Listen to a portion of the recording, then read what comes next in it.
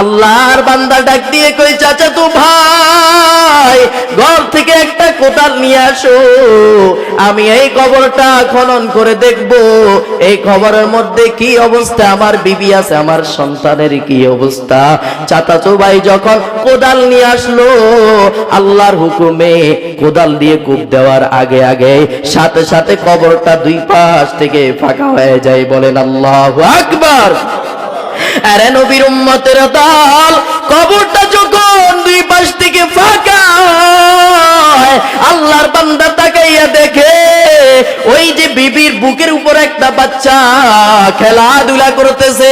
আল্লাহর বান্দা চিন্তায় বিভোর, এই বাচ্চা কার, এই বাচ্চা কি আমি হাতে নিব কিনা। আল্লাহর বান্দা মনে বড় ভয়।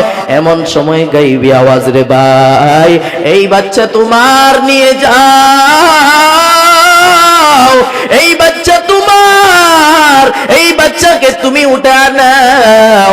এই বাচ্চাকে যখন কুলে নেওয়া হয়, কুলে নেওয়ার পর আবার গাইবি আওয়াজ, ও ভাই যুদ্ধে যাওয়ার আগে তুমি সন্তানের হেফাজতের জন্য দোয়া করেছো, এই কারণে আল্লাহ তোমার সন্তানকে হেফাজত করেছে, বিবির হেফাজতের জন্য দোয়া করো নাই। আরে নবীর উম্মতের দল, দেখেন কেমন ঈমান তাদের, আল্লাহর কাছে দোয়া করেছে, আল্লাহ কবুল করিয়া নিছে। রে ভাই ঈমানকে মজবুত করতে হবে, ইখলাস ওয়ালা আমল। নবীর উম্মতের দল, কবরে তুমিও যাইবা আমিও যাইব রে মুমিন, কি নিয়ে কবরে যাইবা? তুমি বড় লোক, তুমিও কবরে যাইবা, আমি গরিব, আমিও কবরে যাইব। তুমি দোকানদার, তুমি রিকশাওয়ালা, ভ্যানওয়ালা, ঠেলাওয়ালা, কোনো পরিচয় চলবে না। তুমি বড় লোকের জন্য যেমন তিনটা সাদা কাপড়, আমি গরিবের জন্য তিনটা সাদা কাপড়। একটা গরিবের জন্য বাড়তি দেওয়া হবে না, একটা বড় লোকের জন্য কম দেওয়া হবে না। গরিবের জন্য তিনটা সাদা কাপড়, বড় লোকের জন্য বাবা তিনটা সাদা কাপড়। রে বাবা, আরে নবীর উম্মত, চিন্তা করি আমার মাওলার কবরে যাও, কি নিয়ে মালিকের দরবারে দাঁড়াইবা, কি হিসাব মালিকের দরবারে দিবা। খলিফাতুল মুসলিমিন ওমর এইভাবে সাহাবায়ে কেরামদেরকে নিয়ে কবরের বয়ান করেন। এমন সময় এক সাহাবী কোলে একটা বাচ্চা নিয়ে বারবার তার গালের মধ্যে চুমু দেয় আর বারবার তার মাথাটা মুছিয়ে দেয়। ওমর ডাক দিয়ে কয়, ভাই বলো, আমি কথা বলতেছি, তুমি কেন বারবার তার গালের মধ্যে চুমে দাও? আল্লাহর বান্দা সাহাবী ডাক দিয়ে কয়, খলিফাতুল মুসলিমিন,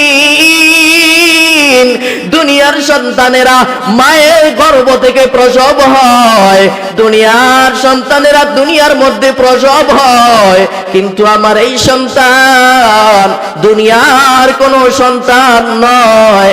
তাহলে এটা কিসের সন্তান? আল্লাহর বান্দা সাহাবী ওমরকে ডাক দিয়ে কয়, খলিফাতুল মুসলিমিন,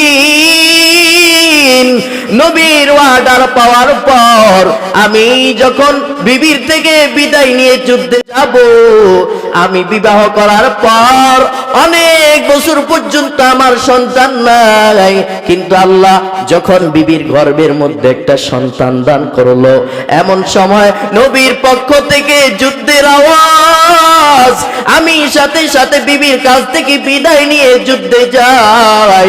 এমন সময় আমার বিবি ডাক দিয়া কয়, স্বামী আমার, যুদ্ধে যাবেন কোনো বাধা নাই, যেহেতু রাহমাতুল লিল আলামিন ডেকেছে, যান যান, যুদ্ধে যাওয়ার জন্য আমি আপনাকে কোনো বাধা দিব না, তবে আমার গর্ভের মধ্যে যে একটা বাচ্চা, তার জন্য একটু মালিকের কাছে দোয়া করেন যেন মালিক হেফাজত করে। আরে নবীর উম্মত, ওই সাহাবী আল্লাহর দরবারে হাত তুলে দোয়া করে, হে মালিক, আমার বিবির গর্ভে যেই বাচ্চা তুমি দান করেছ, এই সন্তানকে তুমি হেফাজত রাখিও। দোয়া করে আল্লাহর বান্দা যুদ্ধের ময়দানের মধ্যে রওয়ানা হয়ে গেলেন। আরে নবীর উম্মত, আল্লাহর বান্দা যখন যুদ্ধ করে অনেক দিন পর বাড়ির মধ্যে আসলো, আসার পর বাড়ির দরওয়াজার মধ্যে আওয়াজ দেয়, কিন্তু ঘরের ভিতর থেকে কোনো আওয়াজ নাই। ঘরের মধ্যে টোকা দেয়, কিন্তু ঘরের ভিতর থেকে কোনো আওয়াজ নাই। পাশে কিন্তু চাচাতো ভাইয়ের ঘর।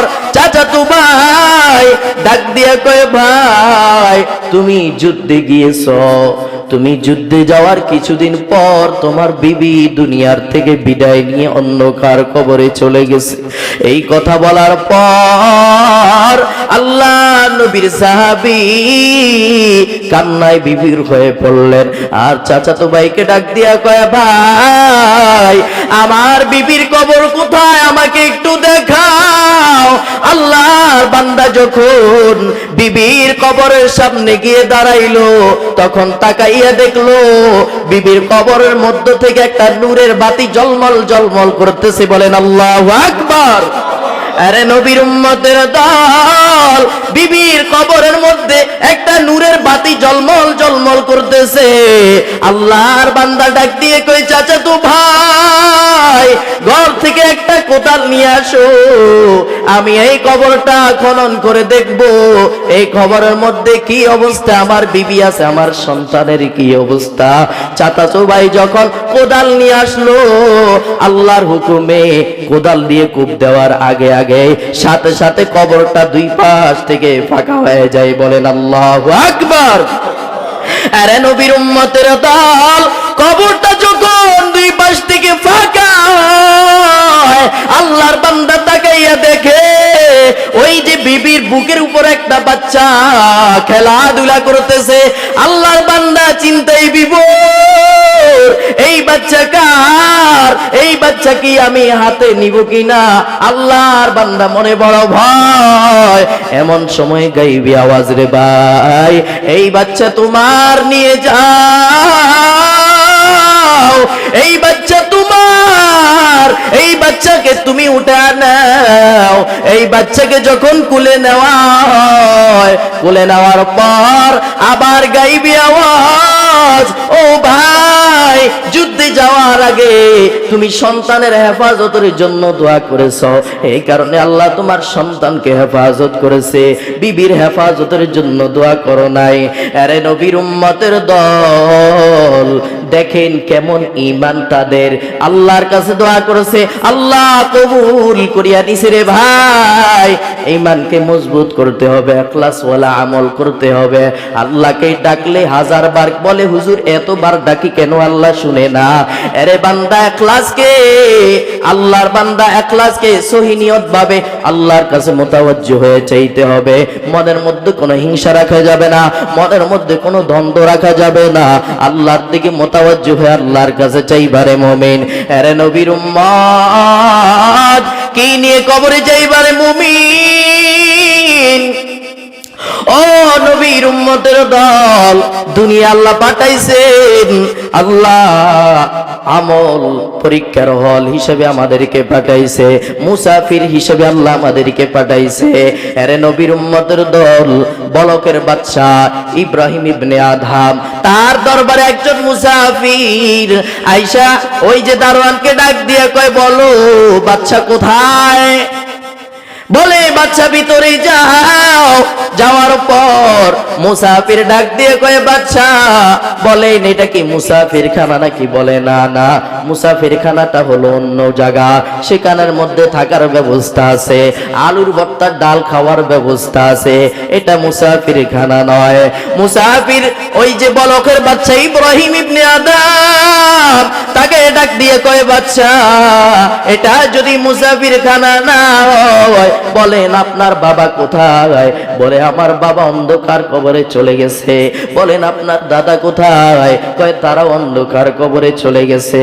ও বাচ্চা তাহলে বলেন তারা কি আর কোনোদিন ফিরে আসবে না? বলে না না, যেই বান্দা একবার কবরে যায় ওই বান্দা আসার কোনো সুযোগ নাই। ডাক দিয়ে কয় বাচ্চা তাহলে বুঝা গেল এটাই বড় মুসাফিরখানা, এখান থেকে যে চলে যায় এখান থেকে আর ফিরে আসে না। বাচ্চার দিল নরম হয়ে গেল, বাচ্চা মানুষ চিন্তা করলো আসলেই তো সত্য। সাথে সাথে রাজকীয় পোশাক খুলে দেওয়ার পর জঙ্গলার মধ্যে চলে গেলেন মালিকের গোলামি করার জন্য। আরে নবীর উম্মত কয়দিন বাহাদুরি করবা? এই দুনিয়ায় থাকতে পারবো না, একদিন তো মসজিদের মাইকে এলান হয়ে যাবে। নাই নাই, কি নিয়ে কবরে যাইবা? নেক আমলের চাইতে গুনার পাল্লা তো অনেক বেশি। ও বান্দা কবরে যাওয়ার পর কি নিয়ে যাইবে? একটা পুঁজি গ্রহণ করিয়া নাও। আরে বান্দা রমাদান মাস আসতেছে, এখন থেকে তওবা করো, নফল রোজা রাখো, জিকির আজকার করো, মালিকের কাছে তওবা করো। হে মালিক, জিন্দেগিতে অনেক গুনাহ করেছি, আর জিন্দেগিতে গুনাহ করব না, তুমি আমাদেরকে মাফ করিয়া দাও। আরে নবীর উম্মতের দল যে আল্লাহর দিকে, আল্লাহর রহমতের দিকে আগায় যায়, আল্লাহর রহমত তার দিকে দৌড়ায় আসে। ওয়াল্লাযীনা জাহাদু ফীনা লানাহদিয়ান্নাহুম সুবুলানা ওয়া ইন্নাল্লাহা লামাআল মুহসিনিন।